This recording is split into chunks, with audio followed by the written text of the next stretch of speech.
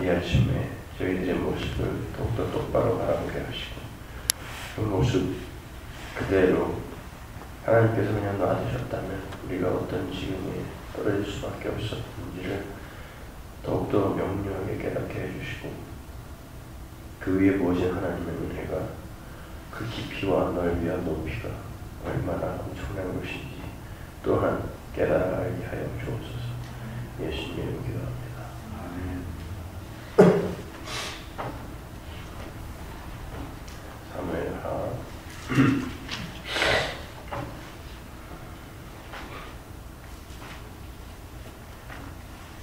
12장 13절. 사무엘하 12장 13절.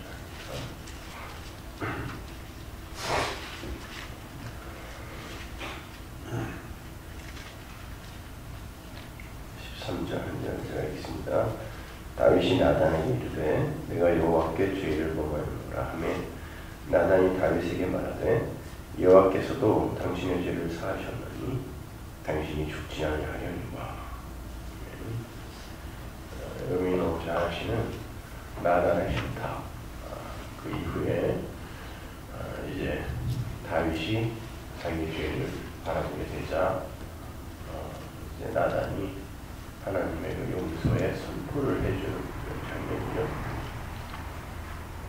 여기에서는 우리가 이제 죄에 대한 그런 실체, 본질 그런 것들을 좀 읽어낼 수 있어야 되는데 그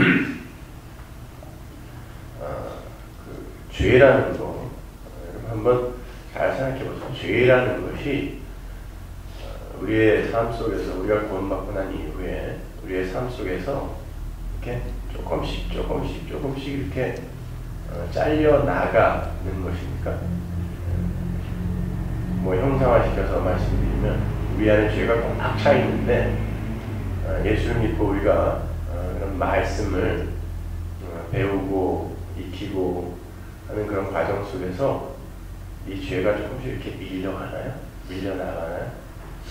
그래서 이제 신앙의 그 연륜과 횟수가 이제 못해질수록 내 안에 채워 있는 죄가 많이 이렇게 나가 있는 상태가 되는 겁니까? 어떻게 되는 거예요, 도대체? 생각해. 다른 말을 바꾸면 우리가 예수를 믿으면 믿을수록 점점 더 괜찮고 훌륭한 사람으로 변해간다고 생각하세요? 죄가 뭐예요, 죄가? 여러분, 다윗이 왕이 되기 전에 어떤 삶을 살았습니까? 기름 부음을 괜히 받아갖고 사울 왕에게 시기와 질투의 대상이 되어서 괜히 쫓겼죠? 왕도 되기도 전에. 그런데 그렇게 쫓기는 처지에서도 자기가 사울만 죽이면 왕이 된다는 걸 아는 사람이에요. 그 사람은요. 근데 사울을 죽일 기회가 여러 번 있었음에도 불구하고 그냥 옷자락을 살짝 빼고 갖고 나왔습니다. 굉장히 멋져 보이지 않아요? 야, 역시 기름 부음을 받는 사람은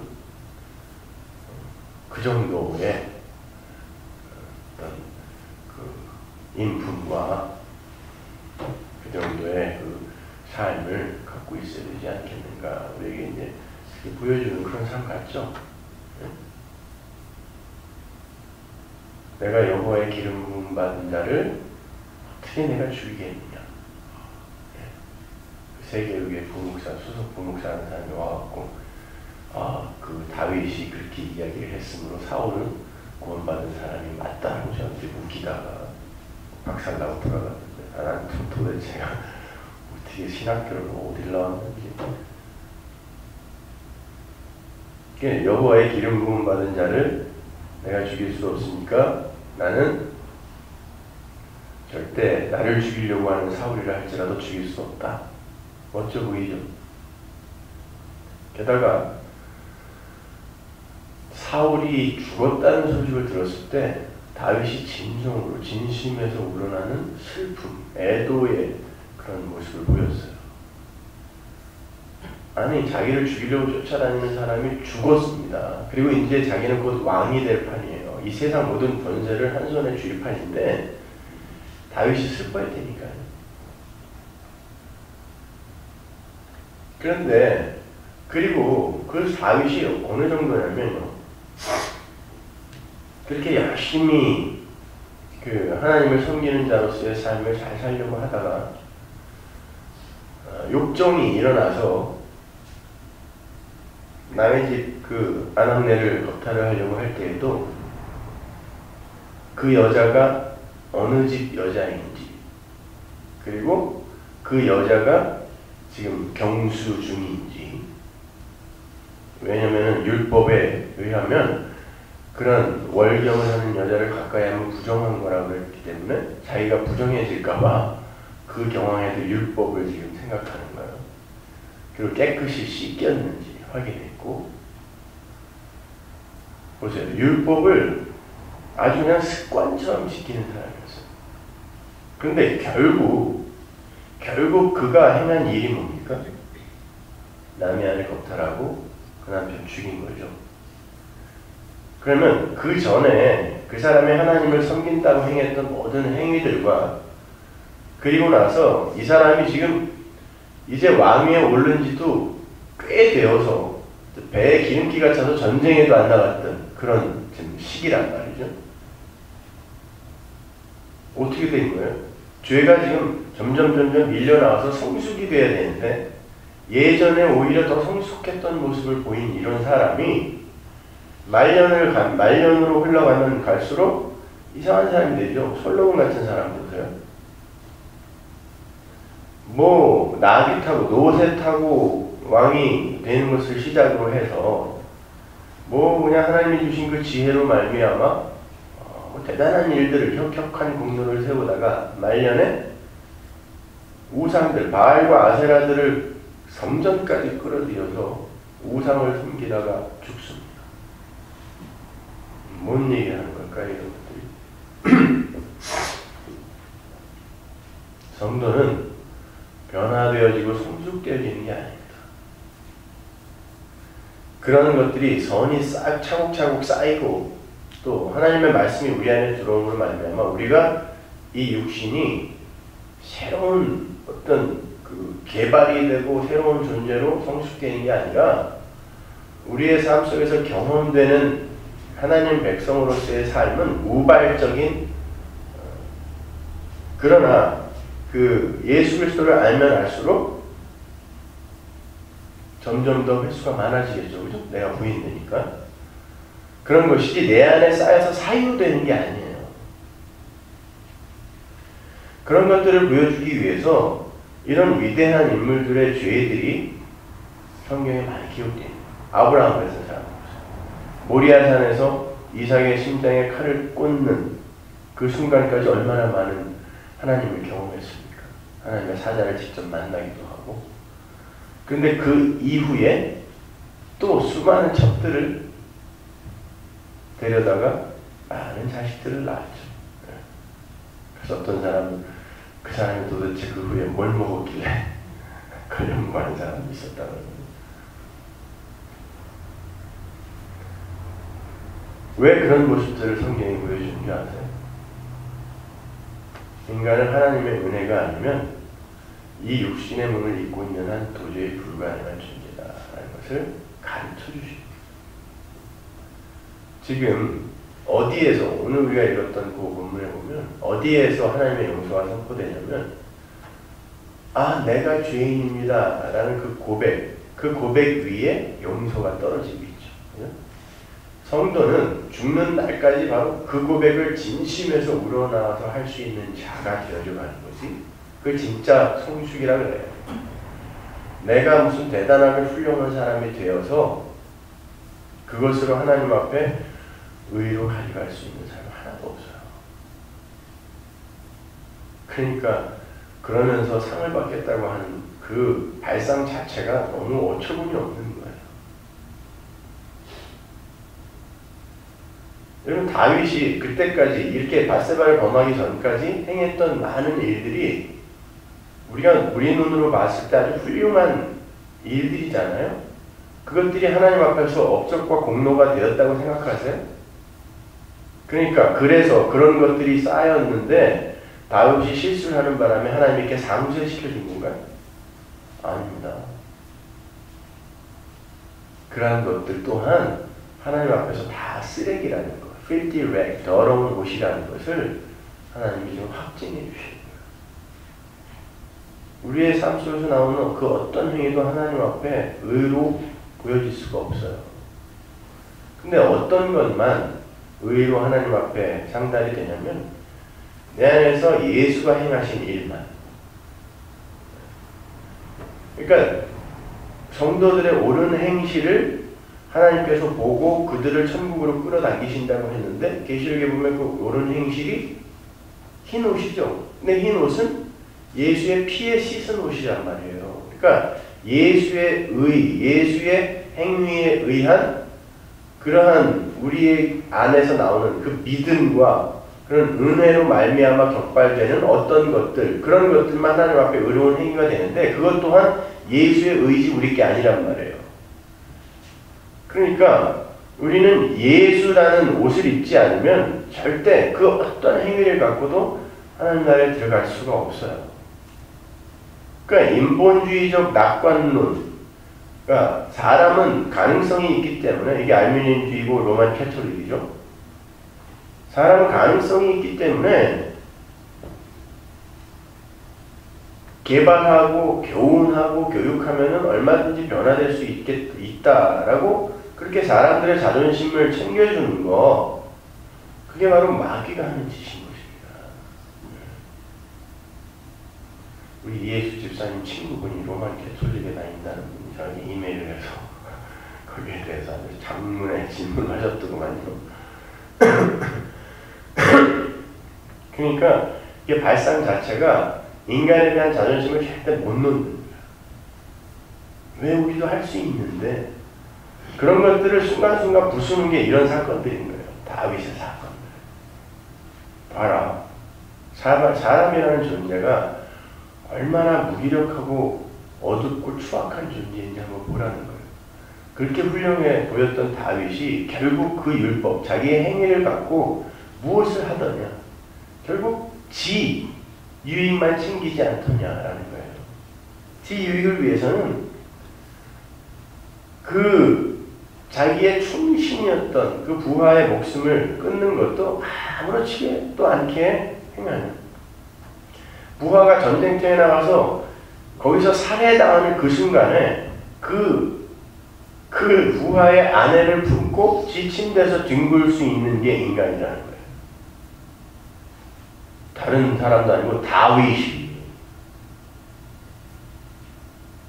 아니 어떻게 인간이 그럴 수 있어? 이런 생각하지 마세요. 그럼 여러분 아직도 인간의 실체에 대해서 아직 모르는 거예요.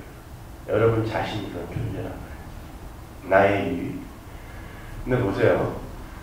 나라는 존재가 내 인생의 중심이 되어버리면요. 인간은 눈이 멀어요. 다른 거에 관심을 못 둡니다. 객관적인 판단이 어려워요. 요압이 전쟁터에서 무슨 큰 실수를 했죠. 사무엘하 11장에 보면 나와요. 그래서 이제 가서 다윗과 함께 보고를 해야 되잖아요. 그러니까 전령에게 가서 전쟁터의 이 상황을 보고해라라고 하면서 자기의 잘못을 감추기 위해서 왕이 뭐라고 혼내시려고 하시거든 우리아가 죽었다라고 이야기해라. 요압은 다윗 입안에 놀았던 혀처럼 다윗을 알던 사람이에요. 다윗에게 순종했던 사람이고, 그러니까 대단한 심리학자의 사람.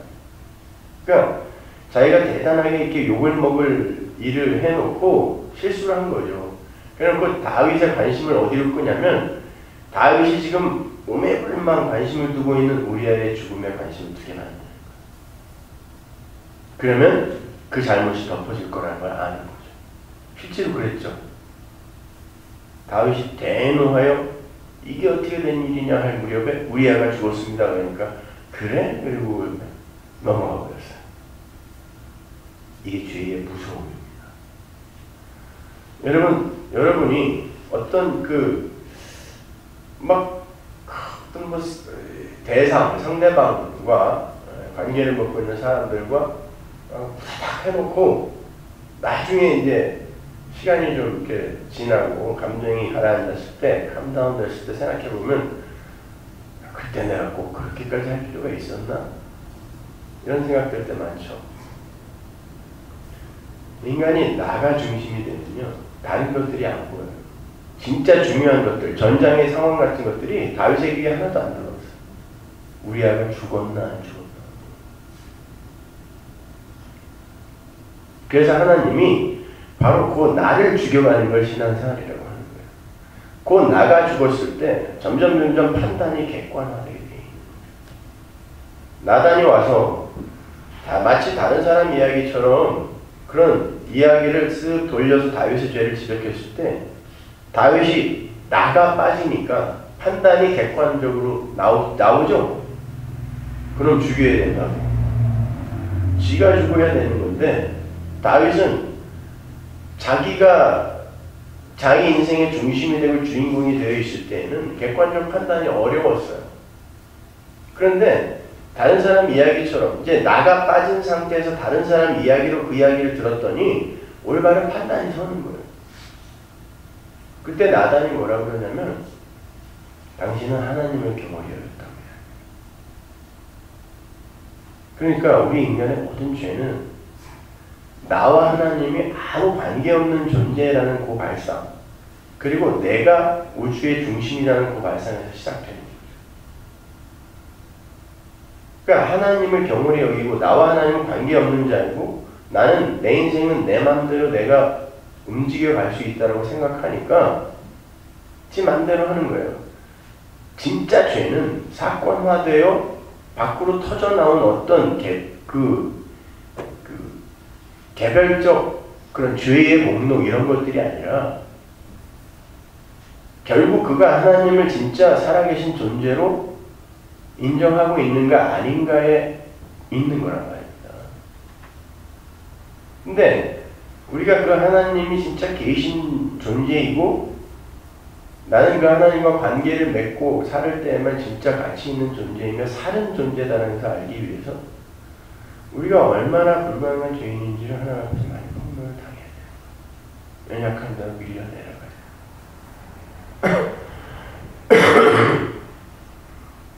그럼에도 불구하고 인간들이 그 자존심을 챙기기 위해서 얼마나 많은 수고와 노력을 합니까? 아니, 이건 요즘 이제 연말이 되고 또 이제 연초가 곧 되려고 하니까 신문지상에 부흥회들, 특별 새벽 기도들, 이런 이제 광고들이 많이 나는데 그 광고들의 주제를 보면은 참으로 주여 어찌하오리까. 돈도 안 내는데 그냥 신문을 따박따박 기독교계 신문 한 4-5개나 돼서 그만요. 그냥 따박따박 보내줘요. 나중에 한꺼번에 돈 차지하려고 하는 거지.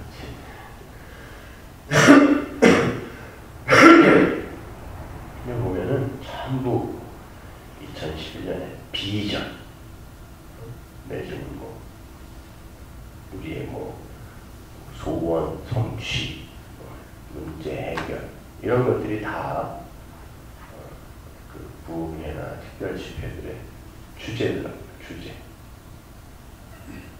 하나님은 죽으라고 그러고 니들의 비전, 야망 자꾸 죽여가라고 그러는데 교회라고 하는 사람들이 오히려 그런 것들을 세워놓고 그냥 하나님이 있던 말든 자기들이 원하는 마음을 열심히 추구하고 있는 거예요. 그건 아니에요, 여러분. 절대로 우리 인간들이 이 세상에서 자기들의 야망과 비전을 챙겨가셔서는 안 돼. 교회의 비전? 마찬가지예요. 교회의 비전이 뭐예요? 욕망하는 인간들이 합의해 놓은 비전이잖아요. 그게 어떻게 올바른 것이 될 수가 있겠습니까? 교회는 스스로가 비전을 갖고 비전을 세우고 하는 것이 아니라 하나님께서 이끄시는 대로 하나님의 비전에 의해서 끌려가야 돼요. 그러면 그들이 진짜 위대하고 큰 일을 행하게 되어 있는 것이지, 그것도 하나님의 일이지만 절대로 우리가 생각하고 추구하는 것들은 다 우리의 의가 되어서 결국 나중에 하나님 앞에서 다 폭로되게 되어 있어요. 보세요. 다윗이 하나님의 사람이기 때문에 하나님 마음에 합한 자라 그랬죠. 하나님 마음에 합한 자라는 건 그의 행위나 그의 모든 삶이 하나님이 보시기에 참 기특하고 괜찮았단 말이 아니라 하나님 마음이 그의 마음을 덮친 자라는 뜻이에요. 응? 하나님이 끌고 가시기로 작정한 자가 하나님 마음에 합한 자란 말입니다. 그러니까 그들의 삶 속에서는 그들이 과연 하나님의 은혜가 없으면 어떤 존재일 수밖에 없는가가 드러나는 거라니까요. 로마서 3장 20절이 뭐라 그래요? 율법은 우리의 죄를 드러내려고 하는 것이지 우리를 고치려고 준 게 아니라 그러잖아요. 그러면 우리의 죄가 드러나고 하나님의 말씀, 율법이란 말이에요. 하나님의 말씀이, 성경이 이 하나님의 말씀이 우리가 죄인임을 드러내고 그리고 그 죄에 덮여있는 하나님의 은혜가 어떤 것인지를 우리에게 알리고 교훈하려고 하는 것이라면 우리는 이 말씀이 떨어지는 이 교회 안에서 신앙생활을 어떻게 해야 되냐고요. 제가 죄인 맞습니다. 이걸 계속 하나님 앞에서 진짜 아주 적나라하게 폭로당해야 돼요. 다른 사람들은 어떨까요? 율법 지키면서 열심히 행위하면서 결국 이게 잘 사는 거야. 나는 사울도 2번이나 살려줬고 사울 죽였을 때 진심으로 슬퍼했다. 그러니까 나는 괜찮은 사람이야. 이리로 가는 거야. 그걸 하나님이 칭찬할 거라고 생각하는 그런 오만과 이런 것들을 하나님 우리 인생에서 깨시는 거예요. 그러니까 여러분들이 그 연약한 자로 폭로되고 할 때마다 그냥 인정하세요. 인정하고 그러한 내가 이렇게 불가능한 죄인이구나 라는 게 하나님 앞에서 폭로될 때 그 죄와 상관없는 그 삶에 대한 이 강한 열망이 내 안에서 당연히 생겨요. 그거는 열망과 그리고 나의 그 죄인됨의 자각은 함께 오는 거거든요. 동시에 오는 거란 말이에요. 그때 우리의 삶 속에서 거기에 대한 그 열심이 나올 때는 그럼 열심히 한번 해보는 거예요. 또 아니구나. 근데 나중에 보면 그게 전부 하나님이 우리의 삶 속에 허락하신 것이기 때문에 하나님의 그 은혜에 의해 우리에게 주어진 것이기 때문에 우리에게 자랑이 없게 되는 것이죠. 결국 맨 마지막에는 뭘 고백하고 가야 돼요? 내가 죄인 중에 진짜 괴수 맞습니다. 그때 하나님이 그래서 내가 예수 보내서 너 용서한 거야. 그건 끝이에요. 그게. 다른 거 없어요. 여러분 이 삶 속에서 이 인생 속에서 어떤 일을 어느 만큼 더 많이 했고 덜 했고는 아무 문제가 안 돼요. 그러니까 이렇게 아무 문제가 안 돼요 라는 말을 했을 때 그럼 이제 놀아야지. 이 사람이 성령 못 받는다. 아무 문제가 안 돼요. 그럴 때 감사의 눈물이 터져나와요. 아무 문제가 안 돼요 라는 이야기 들었을 때 내 과거가 쫙 보이면서 그러면 지금까지 내가 간혹 했던 기특한 일도 하나님이 다 하신 거네요 로 가야지. 그럼 앞으로는 아무것도 안 해도 되겠네요. 이리로 못 간다니까요. 근데 이 어리고 유치한 인간들이 이 목사의 깊은 뜻을 헤아리지 못하고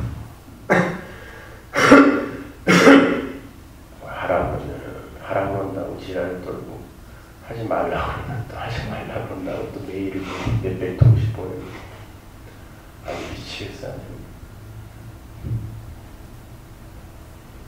아니 하나님이 개인적으로 관여하는 분들, 사람들이 왜 목사님 말을 자꾸 이해 흔들리고 저리 흔들리고 그러냐고. 목사는 예수를 소개하고 그 예수를 소개하면서 우리의 삶 속에서 행하시는 성령의 일과 또 우리의 삶 속에서 나오는 잘못된 우리의 의를 그렇게 분별시켜주고 구별시켜주기 위해 이야기를 하면 우리 목사님이 하라 그랬다, 하지 말라 그랬다. 또 지들끼리 막 싸워요 또. 그러면 하라 그랬대. 아니래, 하지 말라 그랬대. 좀 그런 말 한 적 없어요. 거기에 초점이 있는 게 아니라 왜 예수가 이 땅에 내려오셔서 죽을 수밖에 없었는가? 저는 그 이야기에 초점을 두고 하는 거란 말입니다. 그러니까 예수를 믿으세요. 그 예수만 꼭 붙드시면은 천국 가는데 지장 없습니다. 아무 지장 없어요. 기도하겠습니다. 하나님 은혜를 감사합니다. 아버지 하나님, 저희들은 그렇게 무력하고 무익한 존재입니다. 그럼에도 불구하고 우리 하나님, 우리의 삶 속에서 이렇게 열심을 부여가며 또 이렇게 말할 수 없는 탄식으로 우리를 이끌고 가시는 정말 찬송하고 찬송합니다. 하나님, 그렇게 하나님의 열심에 맡겨진 우리의 삶, 감사와 기쁨 속에서, 찬송 속에서 열심히 끌려가게 하여 주옵소서. 예수님의 이름으로 기도합니다.